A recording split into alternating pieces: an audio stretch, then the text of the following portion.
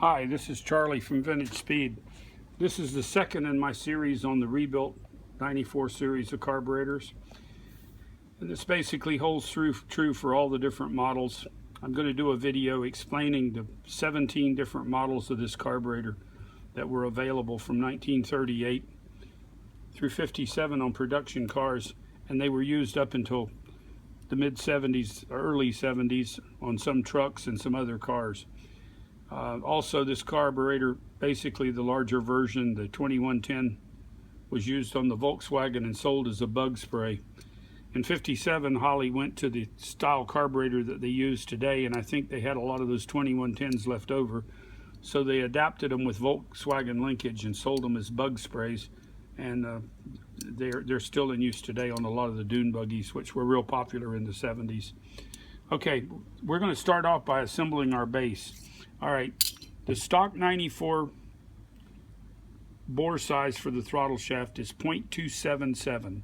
That's true on all the Holley 3-bolt carburetors. It don't matter if it's an ECG, a 59, 8BA, or whatever, they were 2.277. My shaft that I make on a screw machine is a 0.282 or 9/32. So usually the shaft, there's enough wear in the base that the shaft will go in. This one, I did run a reamer through it. You can purchase a reamer off of our website that is exactly right for this shaft, but if you're only doing one carburetor, less expensive way to do it is just use a 9/32 drill and run it one time through each side of the carburetor, and then usually the shaft will go in. You don't want it to bind, but you don't want any wiggle in it. You don't want it to have any wiggle. These shafts should be, the clearance should be about 1/1000th to 1/1000th and a half on each side. All right, on the end here, my shaft is slotted to accept the original linkage. What you do when you got your old throttle shaft, you'll see that it's bradded over on the end. Take a little grinder or a little sanding disc and sand that off, or if you have access to a lathe, you can put it in a lathe and run a cutter against it and cut that off. You don't want to dimple it, you just want to cut just the bradded place off. This will snap off of the old linkage and you can put it back on. As you've noticed, when I took this stuff apart, we plate all our parts, so all our parts are zinc plated when they go back together on our rebuilds. All right, once you get that in, put your throttle shaft in. It goes against the stop there. This is open, this is closed.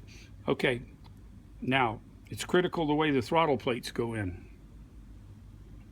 The throttle plate goes in, and I've made a little X here just to make it easier, but on the throttle plate on a Holley 94 has a slight bevel on one side right there.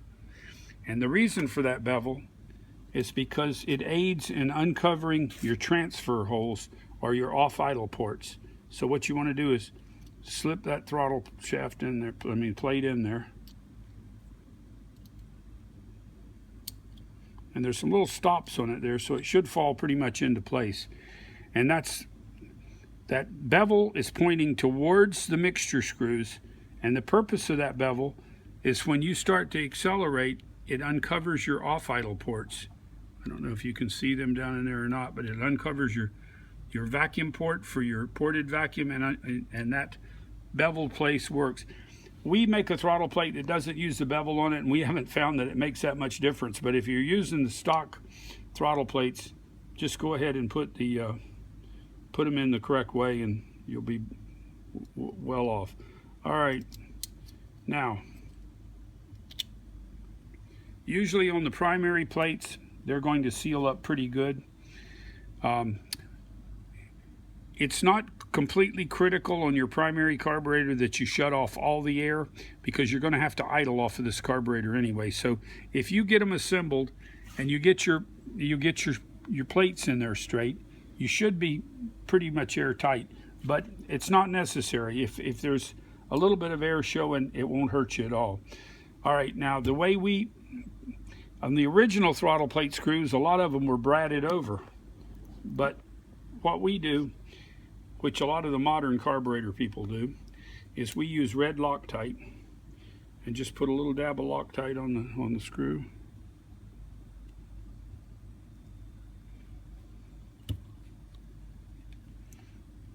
And install your throttle plate screw.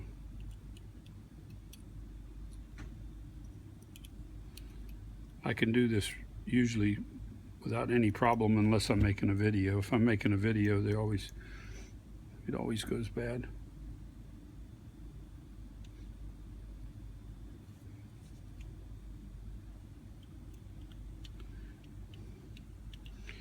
This red Loctite, once that throttle plate is seated on there, it will not come out. You'll actually break the screw trying to take it out. If you need to take them out, take you a little MAP gas or a propane torch and put a little bit of heat to it, and as soon as you put heat to it, it'll come right out.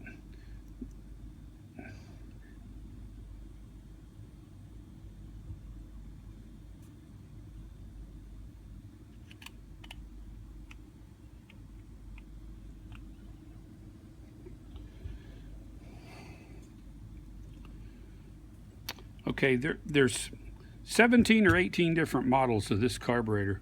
I'm going to do a video showing you all the models from the original 1938 Chandler Groves right on up through the ECG 5s and the bug sprays, the 2110s, which were the last of the carburetors. Most of the hot rods that you'll be doing will be either the 94 series or the standard ECG EBUs, EBVs. Those were carburetors used on Fords. There was also a truck series, a 7RT and 8RT that were strictly truck series. They're the carburetors that have what we call the V top. The reason they put that top on them was because those carburetors used what Ford called the improved oil bath air cleaner, and that air cleaner, it was held on with a clamp, so there's a V around the top. I get an awful lot of those, and for hot rods we don't use them, so we have a fixture where we can cut the V off the top, and so it'll accept a standard air cleaner. Okay, all right, your base gets new mixture screws. By the way, I make these in hex and standard thread. Standard ends that accepts a slotted screwdriver. So you can purchase those off our webpage if you like. Also, we sell the throttle shafts, the throttle plates. We have most everything for this carburetor. As a matter of fact, we do have everything for it. Okay, turn your mixture screws in till they touch and turn them out 1.5 turns. 1/2, 1, 1.5. Now that'll take you for startup, and then you can adjust this to get your fine idle. 1/2, 1, 1.5. All right, there's your base assembly completed. And that's ready to go on the carb. Okay, now we're going to move to the body section of the carburetor. The first thing we're going to do is we're going to install the jets. I sell jets in my catalog. I have every size from 040 all the way up through 60s. The Holley 94, and by the way, 94 stamped on the back. The reason some of you may wonder why they call it a 94, that's the Venturi size.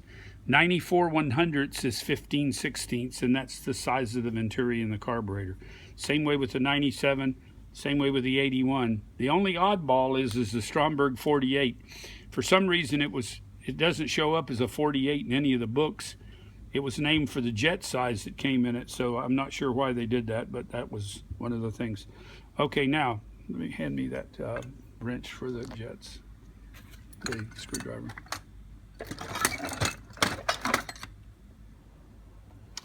Okay, make sure that all your passages are clean and blown out. You can blow through here. You should get a solid stream of air coming out of your accelerator pump. Your pump pushes the fuel that it takes in from the bowl, pushes the fuel out this, and it goes into your squirter. Your squirter is this little device here. I have these brand new too also. So we're going to install these jets, and you go right through your hole there. Insert the jet.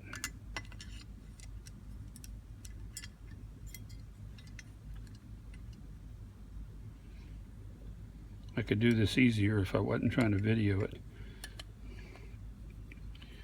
There you can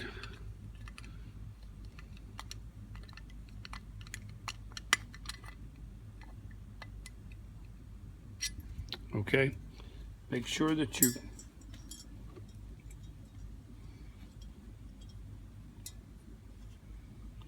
jets go in flush. You don't have to tighten these really that tight either.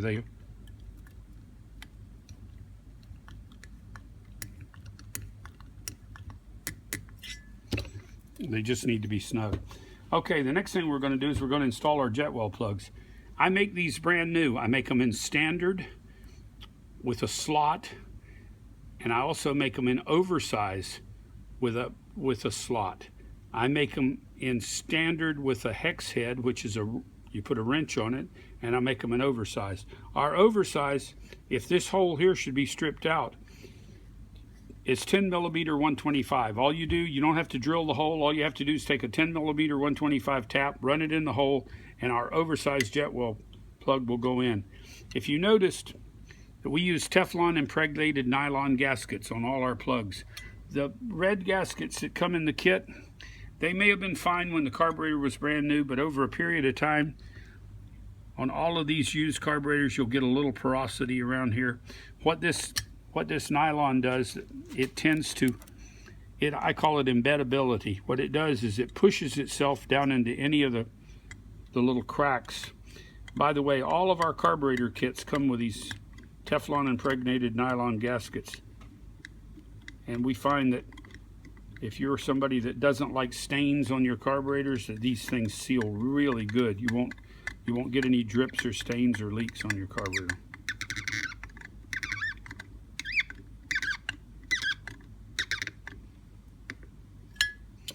Okay, there's your jet well plugs installed. Okay, we're going to work up top on the carburetor first because it'll lay flat on my bench. All right, the next thing we're going to do is we're going to install the squirter and the clusters. The clusters use 4 of these little teeny thin rubber gaskets right there, and you place one on each mounting hole where your cluster goes. Now let's talk a little bit about clusters. There's basically 3 types of clusters used in the Holley carburetors. This is what we call the tall cluster. This was a later cluster. I like these in secondary carburetors just for fuel flow where you're not worried about idle. But at this point in time, they were trying to make these cars run as lean as possible, and they've got a lot of bleed holes in them. And unless you plug some of the bleed holes, they don't tend to work good in a multi-carb setup for your primary carburetor because of idle. This is the earlier style cluster. If you look right here, there's a little tang on it. There's a right and a left. You can substitute them. As a matter of fact, I have 4,000 brand new ones. They were military surplus, but they're all right hand. But it doesn't really matter. If you break the tang off, you can use the right in the left and vice versa. The only difference is it puts this bleed hole on the other side, and that doesn't matter. It doesn't affect it at all. So this cluster uses an external bleed plug. We make these brand new also. They have a little hole in it, and they have a hole down in the middle. This large hole, and down inside there is a small hole that side, and that's your bleed. So we're going to, where's my oil can?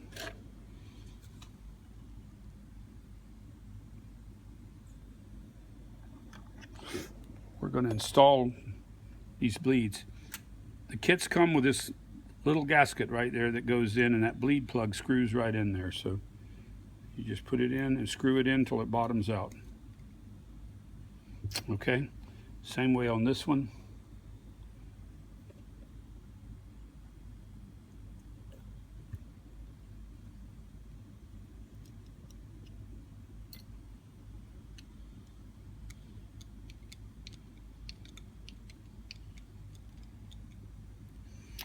Okay, there you go. All right, now the reason that there's a right and a left is because if you try to put this one in on this side, the little tang hits the wall there. So this would be the left cluster, and this would be the right cluster. Now making sure that your 4 little gaskets they're in place.